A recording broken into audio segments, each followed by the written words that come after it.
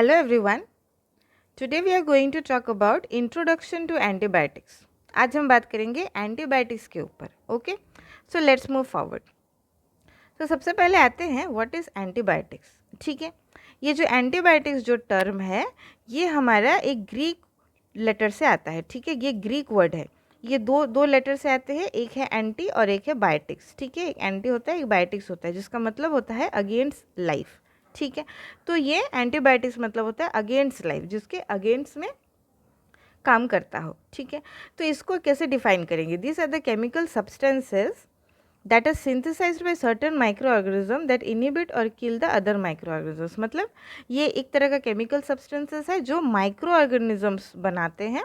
ठीक है, micro organism synthesise करते हैं जो कि इनिबिट कर सकता है और किल कर सकता है दूसरे माइक्रो ऑर्गेनिजम्स को. ओके, सो ये इसका डेफिनेशन है. इसको दूसरे टर्म से और एक डेफिनेशन जो इसका बहुत कॉमन है वो क्या है वो भी देख लेते हैं.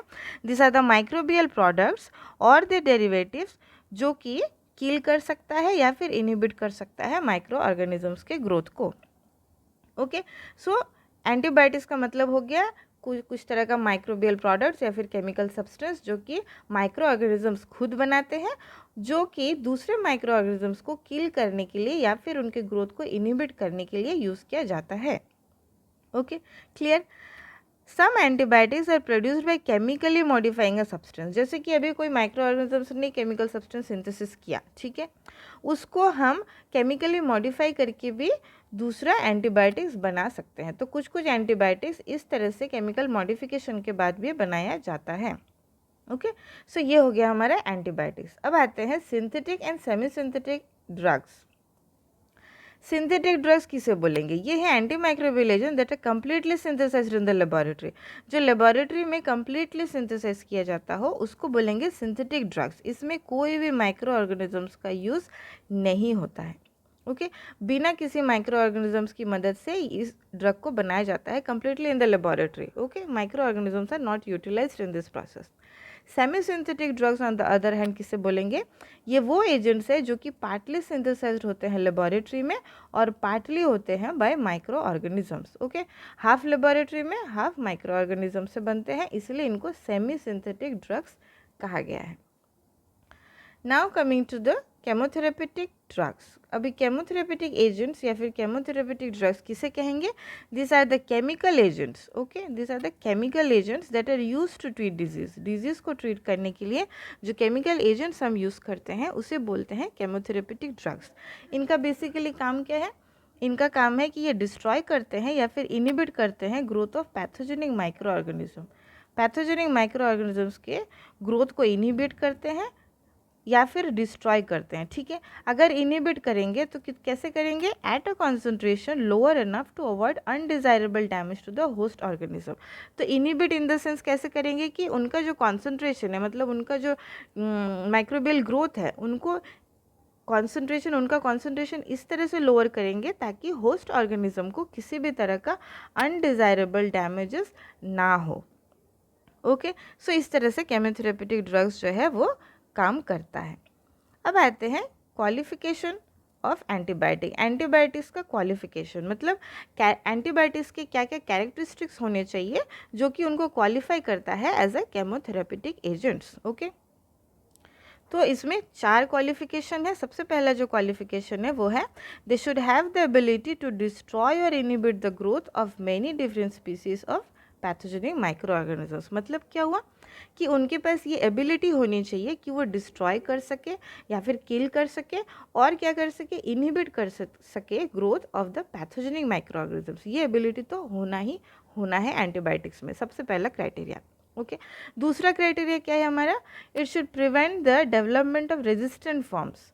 पैथोजन को रेजिस्टेंट फॉर्म में कन्वर्ट नहीं होने देना है, उसको डेवलपमेंट जो उसका जो रेजिस्टेंट डेवलपमेंट को प्रिवेंट करना है, नहीं होने देना है. ये दूसरा क्राइटेरिया है केमोथेरेपेटिक एजेंट होने का. ठीक है, तीसरा क्राइटेरिया क्या है हमारा. Should not produce undesirable side effects in the host. किसी भी तरह का अनडिज़ायरेबल ना चाहा साइड इफ़ेक्ट्स होस्ट में नहीं प्रोड्यूस करने चाहिए. जैसे कि साइड इफ़ेक्ट जैसे कि हमारे होगा allergic reactions, nerve damage, high sensitivity organ irritation, kidneys and gastro intestinal tract infection. Okay, ये हो गया तीसरा।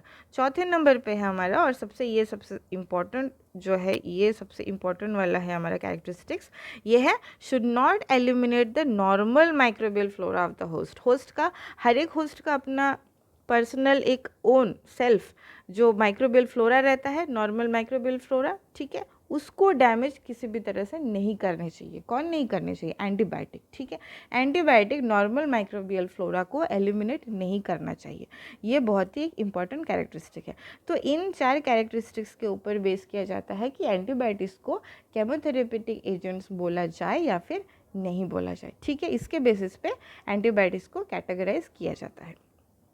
ओके, नेक्स्ट आते हैं सिलेक्टिव टॉक्सिसिटी। अभी सिलेक्टिव टॉक्सिसिटी टर्म हमने सुना हुआ है, ये क्या चीज़ है? सिलेक्टिव टॉक्सिसिटी है कि एंटीबायोटिक्स सिलेक्टिवली सिर्फ माइक्रो ऑर्गेनिजम्स या फिर माइक्रोब्स को ही हार्म करे, ओके, उनको ही किल करे without causing significant damage to the host. ये सिर्फ माइक्रोब्स को ही हार्म करने चाहिए, माइक्रो ऑर्गेनिजम्स को ही हार्म करने चाहिए without causing significant damage to the host में बिना किसी डैमेज के। तो ये सिलेक्टिव टॉक्सिसिटी टर्म से ही हमें पता चलता है कि टॉक्सिसिटी जो होना चाहिए एंटीबायोटिक का, वो सिलेक्टिव होना चाहिए, कि वो इसी माइक्रो ऑर्गेनिजम्स को मारे, ना कि होस्ट के अपने फ्लोरा को या फिर होस्ट को। ओके, इसे बोलेंगे हम सिलेक्टिव टॉक्सिसिटी। अभी यहाँ पर बहुत से तरीके के जो डिग्रीज हैं यूज़ किए जाते हैं to express the selective toxicity. किस तरह के डिग्रीज यूज़ होते हैं? सबसे पहला तो है थेराप्यूटिक डोसेज लेवल, और दूसरा है हमारा टॉक्सिक डोज, ठीक है। तो थेराप्यूटिक डोसेज लेवल क्या है हमारा? ये है एक drug level required for the clinical treatment of particular infection. जैसे आपको कोई भी इन्फेक्शन हुआ, उसको ट्रीट करने के लिए जितना थेराप्यूटिक डोज आपको लगेगा, जितना ड्रग का डोज आपको लगेगा, उसे कहेंगे therapeutic dosage level. Okay, on the other hand toxic dose किसे कहेंगे? ये वो ड्रग लेवल है जो कि टॉक्सिक हो जाता है होस्ट के लिए, ठीक है। होस्ट के लिए जितना ड्रग लेवल देने से टॉक्सिक हो जाएगा, उसको हम बोलेंगे टॉक्सिक डोज। जैसे कि हर एक मेडिसिन में आप देखे होंगे जहाँ पर लिखा होता है कि आपको इतनी दवाई, जैसे कि आपको फॉर एग्जांपल एक टैबलेट लेना है दिन में एक बार आपको लेना है। अगर वहाँ पर आपने 3 बार ले लिया वही टैबलेट को, दिन में 3 बार ले लिया, तो क्या हो गया? एक्स्ट्रा आपने लिया, तो that will become toxic for the host. Okay, so जितना आपको चाहिए, जैसे आपको दिन में पैरासीटामॉल है, जैसे 600 mg का है, दिन में आपको हाफ लेना है या फिर कंप्लीट 1 टैबलेट लेना है। तो इस तरीके से वहाँ पर मेंशन रहता है कि आपका थेराप्यूटिक डोसेज लेवल कितना है, इससे ज़्यादा आपको नहीं लेना है, ठीक है। तो ये हो गए थेराप्यूटिक डोसेज लेवल और टॉक्सिक डोज। अभी आते हैं थेराप्यूटिक इंडेक्स। ये टर्म और एक ये काउंट होता है सिलेक्टिव टॉक्सिसिटी में, देखा जाता है थेराप्यूटिक इंडेक्स। ये क्या है? Ratio of toxic dose to the therapeutic dose. ये जो टॉक्सिक डोज है हमारा, इसको और थेराप्यूटिक डोज को रेशियो में लिया गया है, तो toxic dose to the therapeutic dose को बोलेंगे हम थेराप्यूटिक इंडेक्स। ओके, अब थेराप्यूटिक इंडेक्स का एक इंटरेस्टिंग चीज़ क्या है कि ग्रेटर द थेराप्यूटिक इंडेक्स, जितना ज़्यादा होगा थेराप्यूटिक इंडेक्स उतना अच्छा रहेगा केमोथेरेप्यूटिक एजेंट। ओके, जितना ज़्यादा थेराप्यूटिक इंडेक्स रहेगा the better will be the antimicrobial और द केमोथेरेप्यूटिक एजेंट। ओके, सो ये है हमारा सिलेक्टिव टॉक्सिसिटी। अब आते हैं स्पेक्ट्रम ऑफ एक्टिविटी पर, ये भी हम सुने हुए हैं already. So spectrum of activity क्या है? ये है range of different micro organisms का रेंज है जिसके अगेंस्ट में एंटी माइक्रोबियल एजेंट्स जो है काम करते हैं। इसके अगेंस्ट में एंटी माइक्रोबियल एजेंट्स काम करते हैं, इसको बोलते हैं स्पेक्ट्रम ऑफ एक्टिविटी। अभी स्पेक्ट्रम ऑफ एक्टिविटी 2 तरह के होते हैं, एक होता है ब्रॉड स्पेक्ट्रम ऑफ एक्टिविटी, एक होता है नैरो स्पेक्ट्रम ऑफ एक्टिविटी, ठीक है। ब्रॉड टर्म से ही हमें पता चलता है कि wide range of micro organisms के अगेंस्ट इफेक्टिव है, और नैरो से हमें पता चलता है कि narrow range of micro organisms के अगेंस्ट इफेक्टिव है। ओके, सो ब्रॉड स्पेक्ट्रम का देख लेते हैं, effective against greater number of micro organism, जैसे कि मैंने कहा, और ये wide range of taxonomic group को इंक्लूड करते हैं। जबकि on the other hand narrow spectrum of activity effective होते हैं only small number of micro organisms के अगेंस्ट में, और ये सिंगल टैक्सोनॉमिक ग्रुप को इंक्लूड करते हैं। ओके, दूसरा क्या है हमारा? Includes wide range of both gram positive and gram negative bacteria. Gram positive और ग्राम नेगेटिव बैक्टीरिया के वाइड रेंज इनके अंडर में आ जाते हैं, जबकि नैरो स्पेक्ट्रम में ग्राम पॉजिटिव और ग्राम नेगेटिव बैक्टीरिया के नैरो रेंज ही इंक्लूड होते हैं। ठीक है, तो ये हो गए हमारे ब्रॉड स्पेक्ट्रम और नैरो स्पेक्ट्रम। अब आते हैं हम टाइप्स ऑफ एंटीबायोटिक्स पे। ठीक है, ये थोड़ा सा देख लेते हैं टाइप्स ऑफ एंटीबायोटिक्स। दो तरह के एंटीबायोटिक्स के टाइप्स अवेलेबल है हमारे मार्केट में, वो है एक है बैक्टीरियोस्टेटिक और एक है हमारा बैक्टीरिसाइडल। ओके, बैक्टीरियोस्टेटिक, यहाँ पर एक टर्म हम देख सकते हैं स्टेटिक और यहाँ पर देख सकते हैं साइडल। ठीक है, स्टैटिक का मतलब होता है कि ये ग्रोथ को इनहिबिट करता है, ये रोक देता है, कंप्लीटली किल नहीं करता है। ठीक है, ये ग्रोथ को रोक देता है, इनहिबिट करता है। जबकि साइडल का मतलब होता है किल, साइडल का मतलब होता है किल और स्टैटिक का मतलब होता है इनहिबिट। ओके, सो बैक्टीरियोस्टेटिक वो एंटीबायोटिक्स है जो इनहिबिट करते हैं the growth of the micro organisms, जबकि बैक्टीरियोसाइडल क्या करता है, limits the survival of the microbial cell, मतलब दूसरे टर्म में ये kill the microbial cells. Okay, antibiotics that kill the micro organism उसे कहेंगे बैक्टीरियोसाइडल। और बैक्टीरियोस्टेटिक क्या करता है, ये इनहिबिट करता है growth of the micro organisms और इंटरफेयर करता है with the microbial growth, microbial growth को ही इंटरफेयर करता है, ना कि कम्प्लीटली माइक्रो ऑर्गेनिजम्स को मारता है। ठीक है, तो ये बैक्टीरियोस्टेटिक एंटीबायोटिक्स लेने से हमारे लेटेंट जो हमारे माइक्रो ऑर्गेनिजम्स हैं वो लेटेंट फॉर्म में जाने के ज़्यादा चांसेस रहते हैं।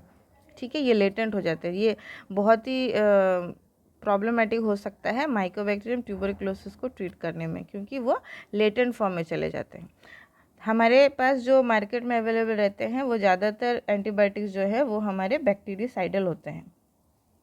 ठीक है, ये डायरेक्टली माइक्रो ऑर्गेनिजम्स को किल करते हैं, इसलिए ज़्यादातर एंटीबायोटिक्स जो हम यूज़ करते हैं वो बैक्टीरियोसाइडल होते हैं। Okay, so that's all for today's video. अगर आपको वीडियो में अगर कोई भी डाउट है आपकी इस टॉपिक पे तो आप कमेंट सेक्शन में ज़रूर लिखिए। और अगर आपको ये वीडियो अच्छा लगा तो do give it a thumbs up and share and subscribe to our channel for more such related microbiology updates. इसका कंप्लीट आपको नोट्स के लिए आप हमारे लिंक्डइन पेज को भी फॉलो कर सकते हैं, लिंक आपको डिस्क्रिप्शन में मिल जाएगा। Thanks for watching.